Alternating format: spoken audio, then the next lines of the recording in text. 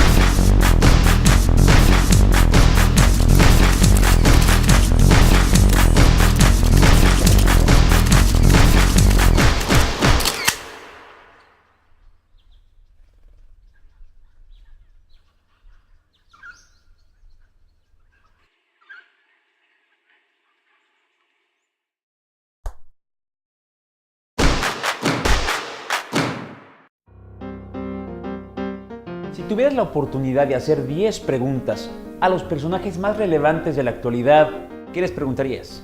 ¿Cuál ha sido el mejor concierto que has dado en tu vida? Tu vida como atleta terminó. ¿Qué es lo que sigue? ¿Sí o no? ¿Has recibido sobornos? Un acercamiento a la realidad de las personas que influyen en el mundo. 10 preguntas, personajes clave, respuestas reales. Bienvenidos de vuelta a 10 preguntas, personajes clave, respuestas reales. Yo soy Francisco García Pimentel y nos acompaña el día de hoy el doctor Enrique Berrueta, experto en temas de educación, y estamos hablando de este tema, es un tema que importa a todo México. Enrique, para la pregunta número 5. Mencionaste que hay una brecha, que existe una brecha que quizá todo el mundo sabe y asume entre la educación pública y la educación privada. Hay una base que pareciera indicar que esa brecha no debería existir. Los programas son los mismos. No, en principio. ¿Por qué existe esto? ¿Por qué existe esta brecha? Vamos a ver, yo creo que es un problema complejo, no tiene una respuesta única, sino hay varias razones. Los datos de las evaluaciones académicas, muchos datos estadísticos nos dicen que en términos generales hay una mejor preparación de las personas en la educación privada. No es una regla general, hay escuelas privadas bastante malas, hay escuelas públicas bastante buenas, pero tiene mucho que ver con la formación de los directivos, de los maestros, y tiene que ver mucho con los recursos. En San Luis Potosí, cuando me tocó trabajar ahí un tiempo en la Secretaría de Educación Pública, había un término que se utilizaba con cierta frecuencia, que era el grado de educabilidad que tenían las escuelas. Y en esos años la realidad era muy dura, porque cerca del 40% de las escuelas públicas no cumplían con los mínimos requerimientos de educabilidad. Me refiero a cosas como pupitres, como pizarrones, como baños, como vidrios en las aulas, cosas como muy elementales que te exigen un mínimo de ambiente para que los niños, los muchachos puedan estar en condiciones de recibir esa formación. Entonces, claramente una de las razones es de recursos. Una escuela privada pues no podría no funcionar si no tiene las condiciones necesarias. Simplemente la Secretaría de Educación Pública no le daría la certificación, ¿no?, si no cumpliera con esos requisitos. Entonces, por lo mismo, no existen escuelas privadas que no tengan al menos esas mínimas condiciones, porque si no, la Secretaría les quitaría la concesión, ¿verdad? Pero por otra parte, me parece que hay temas críticos, como el tema de la formación de los maestros, como el tema del tiempo de trabajo y de dedicación de los maestros, y la exigencia hacia los directivos y hacia los profesores, ¿no? A veces quizá en la educación pública pues no hay elementos de exigencia. O sea, un mal maestro puede pasar por ahí años. Tenemos ejemplos tristes como lo que pasa, por ejemplo, ahora en Oaxaca, ¿no?, que ya llevan casi cientos de días los niños sin escuela porque los maestros están tratando de resolver sus problemas laborales, cosa que se me hace muy válida, ¿verdad?, que cada quien pelee sus derechos. Sin embargo, me parece que no tienen por qué pagarla estos niños y estos jóvenes, ¿no? Enrique, la gente pregunta, en conjunto hablas de la educación de México en referencias internacionales como que está a media tabla. ¿Por qué no arriba de la tabla? ¿Dónde están los topes? ¿Qué es lo que obstaculiza? ¿Qué se necesita? Sí. Bueno, hay obstáculos objetivos, y uno de los grandes obstáculos que tiene la educación en nuestro país, y en ocasiones ha sido más agudo, es el tema del sindicato de maestros. Ahorita estamos viviendo una época muy peculiar, vaya. Ha habido un pacto nacional por la educación, donde hubo un cierto proceso de resistencia. Incluso hay líderes sindicales del magisterio que no aceptan esta reforma educativa, cosa que se me hace un poquito absurda, vaya, ¿no? Pero esos son los tipos de resistencias que hacen que no pueda progresar a nivel global, digamos así, en nuestro país. Hay esta situación penosa que mencionaba hace rato, de que simplemente la líder vitalicia del Sindicato de Maestros de la Educación en México ahora está en la cárcel por un fraude multimillonario. Entonces, ¿cómo es posible que la educación esté en manos de gente que tiene tan pocos escrúpulos, ¿verdad? En un país donde pues hay tantas carencias y tantas necesidades, ¿no? Entonces, sin lugar a dudas, uno de los grandes obstáculos para que este país avance es ese. Y otro de los grandes obstáculos que me parece que también en términos generales se da es la falta de involucramiento de los padres en la educación de los hijos, ¿no? Da la impresión, bueno, no da la impresión, sino por la estructura, digamos, legislativa que tenemos en México, la educación no es una obligación de los padres, sino es una obligación del Estado. Entonces, eso ha provocado que haya una falta de involucramiento de la familia en el proceso educativo. Y eso hace que los esfuerzos sean menos eficaces.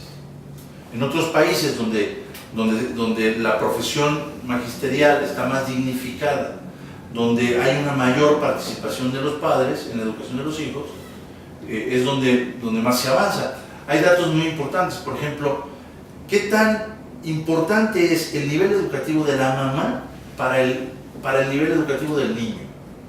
Hay evaluaciones que demuestran que es un indicador crítico el nivel educativo de la mamá. Que mientras mayor grado escolar tiene la mamá, automáticamente mayor grado escolar tiene el niño.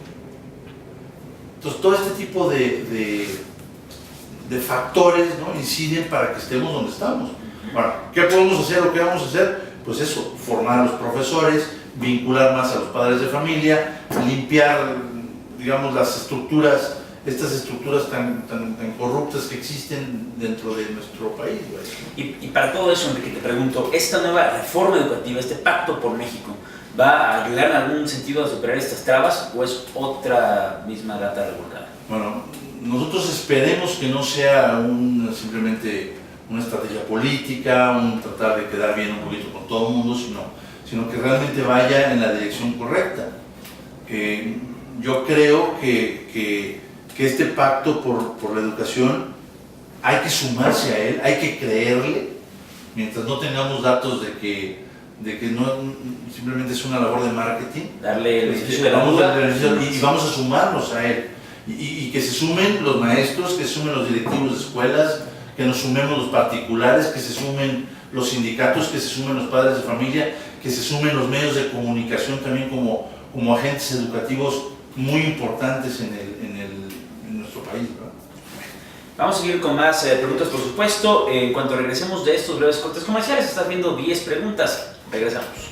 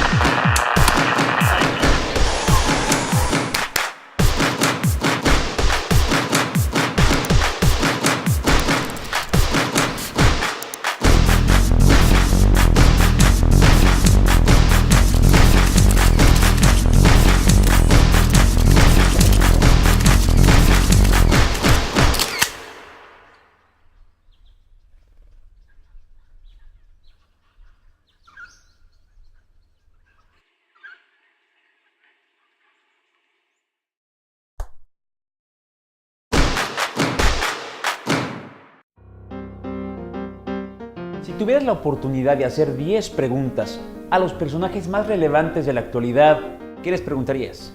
¿Cuál ha sido el mejor concierto que has dado en tu vida? ¿Tu vida como atleta terminó? ¿Qué es lo que sigue? ¿Sí o no? ¿Has recibido sobornos? Un acercamiento a la realidad de las personas que influyen en el mundo. 10 preguntas, personajes clave, respuestas reales. Bienvenidos de vuelta a 10 preguntas, personajes clave, respuestas reales. Yo soy Francisco García Pimentel, nos acompaña en el estudio el doctor Enrique Berrueta, experto en educación y pues con una amplia trayectoria en dirección de centros educativos, en dirección de políticas públicas en el tema de la educación, conferencista y autor. Enrique, seguimos platicando, llevamos 7 de 10 preguntas, voy con la pregunta 8. Hablaste de un tema que es esencial, que es el tema de la familia. Y cómo la familia tiene en México tradicionalmente pues, un nivel alto de involucramiento en referencia con otros países. Pero ese rol de la familia en la educación en México se ha ido perdiendo. No, más que perdiéndose, yo creo que el modelo familiar tradicional mexicano está siendo violentado pues, por la globalización, de alguna manera. Y ese modelo familiar que ha sido como ese cobijo para los valores, para nuestros valores nacionales, que ahora, debido a este proceso de globalización en el que estamos inmersos y seguiremos estando cada vez más, se ha venido deteriorando, ¿verdad? Entonces tenemos que buscar la manera de blindar, ¿no?, este concepto de familia, esta visión, digamos, de los valores que nos integran como seres humanos y que hacen a nuestro país tan sólido y tan fuerte, ¿no? Incluso hacen que nuestros connacionales que tienen que viajar a otros países pues añoren y siempre sigan como con la raíz nuestra muy en el fondo, ¿no? Y esto tiene que ver con la familia, sin lugar a duda.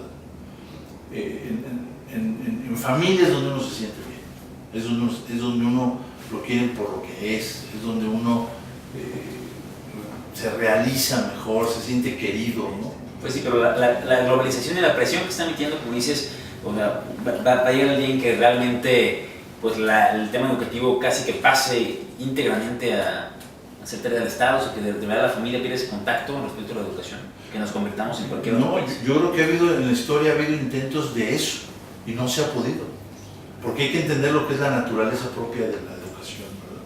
O sea, finalmente los que educan son los padres y el gobierno y las instituciones ayudamos a los padres de familia. Entonces ha habido intentos de erradicar, de quitarle esa responsabilidad a las familias, pero pues acaba regresando el tema. O sea, finalmente la naturaleza vuelve a cobrar su cauce, ¿no? Entonces yo más bien creo que nos espera un futuro próximo donde vamos a ver renacer muchos de estos valores de manera fuerte y de manera muy contundente. Y sin embargo, Enrique, esta es la siguiente pregunta. El futuro ya está y va a llegar, y hay dos corrientes educativas que se haya más, tú me dirás, con respecto al tema de la tecnología en la educación, Enrique. No la tecnología como materia de estudio, no materia de computación, sino tecnología como materia, no como apoyo de otras materias. ¿Tú opinas que en general este tipo de dispositivos y de tecnología en general es un distractor o es un apoyo? No, yo creo que estamos viviendo una época verdaderamente extraordinaria, ¿no? El otro día escuchaba a un autor sobre el tema de tecnología que hablaba de que nuestros abuelos, desde el punto de vista de la tecnología, estaban más cerca de los egipcios, ¿no?, de hace más de 3000 años, que de nosotros. En términos de tecnología, la evolución tecnológica es extraordinaria. El nivel de vida que se ha logrado, la esperanza de vida que se ha logrado gracias a la tecnología es extraordinaria. Y lo que nos toca ver va a ser todavía más explosivo y más extraordinario. Y la educación, no al revés, la educación se trepa en esta ola de la tecnología y tiene que hacer que esto le sirva a la persona y que se utilicen todos estos recursos y nos va a acercar más a expertos de todo el mundo, nos va a abrir horizontes. Yo al contrario, yo pienso que la tecnología va a ser uno de los grandes, de las grandes fortalezas de la educación en los próximos años. Más allá de vincularla como una materia, ¿no?, como bien dices, pero ahorita hay esfuerzos bien importantes de todo el mundo, de todos los países, para que la computación, el internet llegue a todas las personas y sea un vehículo democratizador y sea también un vehículo de cierre de brechas, digamos, en términos de pobreza, en términos de igualdad, ¿no? A mí me parece que nos esperan años extraordinarios. Enrique, la última pregunta, la pregunta número 10, quizá es un poquito fuera del tema, pero no quiero dejar de tocarlo porque habrá gente del público que nos está viendo que quizá por la época en la que estamos se esté preguntando lo siguiente. Es una pregunta muy válida. A la hora de elegir una escuela para mis hijos, ¿en qué me fijo? Todas te venden lo mismo, todas son bilingües o todas esto, unas me quedan más cerca que otras o son más baratas. ¿cuáles son los puntos esenciales que yo me tendría que fijar para encontrar una escuela ideal?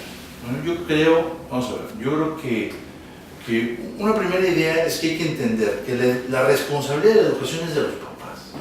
Entonces, más allá de elegir una escuela a la cual le voy a echar el paquete, por decirlo de alguna manera, ¿no? Yo tengo que buscar cuál va a ser la escuela que me va a ayudar a mí como papá más. Entonces, ya eso me pone en una tesitura de buscar instituciones educativas que me faciliten a mí las cosas, ¿no? ¿Dónde me van a ayudar a darme cursos sobre educación de los hijos? ¿Dónde me pueden dar una buena asesoría personalizada en caso de que yo tenga algún problema? ¿Dónde hay gente más preparada que me pueda orientar en caso de que yo tenga alguna dificultad o algún problema o alguna duda, digámoslo así, en este terreno? Luego, por otra parte, es muy importante que yo busque una escuela que esté como muy vinculada, muy identificada con mis valores, ¿no? Donde se le ofrezca a los hijos como esa educación integral, esa educación personalizada, y me parece que también es muy importante que valoremos las instituciones educativas también en la medida en que comprendan las diferencias que hay entre los hombres y las mujeres, ¿no? Porque hay escuelas que están mejor diseñadas para un hijo varón y hay escuelas que están mejor diseñadas para una niña por las oportunidades que le ofrecen, ¿verdad? Los varones pues, tendrán una naturaleza mayor hacia el deporte, entonces buscaré yo instalaciones deportivas, si es una hija pues buscaré más alternativas a través de desarrollo científico, desarrollo intelectual, también deporte, ¿no? Pero me parece que es cuestión de identificar cuáles son como mis quereres, por decir algo en términos de educación de los hijos, y cuáles son las diferentes opciones. Bueno, vale la pena. Ese tema que comentas es relevante, el tema de que la escuela te acoja no solo al hijo, sino a ti como padre, ¿no? Porque también te pueda dar herramientas. Y el tema de la reducción diferencial es otro tema completo que ya habrá tiempo para tratar. Enrique, ya fueron 10 preguntas, pero hay una más todavía. Voy a hacer una pregunta, la pregunta número 11, es una pregunta secreta, que pues no va a salir en televisión, solamente va a estar a través del canal de YouTube que está usted viendo aquí en este pequeño letrero. Recuerda que a partir de mañana puede encontrar la pregunta secreta. La pregunta, Enrique, es la siguiente. Hablaste del tema del Bester Gordillo, no con su nombre, pero bueno, ahí está, que está tras las rejas. Quizá hablar de la corrupción en los altos mandos del sindicato ya ni siquiera es noticia, lamentablemente. ¿Qué tanto esa corrupción permea otros niveles y qué tanto afecta ya en el papel de educación en México? Es lo que te voy a preguntar. Si quieres, me lo respondes en un instante. Por lo pronto voy a agradecer a usted su presencia, a ti, Enrique, que nos hayas acompañado. Gracias por estar aquí en 10 Preguntas. Recuerda que cada semana puedes buscarnos aquí en redes sociales, en Twitter, en Facebook, en YouTube, y que también pues puedes seguirnos todas las semanas aquí por 8 TV a las 6:30 de la mañana. Gracias por estar con nosotros. Yo soy Francisco García Pimentel. Esto fue 10 Preguntas, personajes claves, respuestas reales.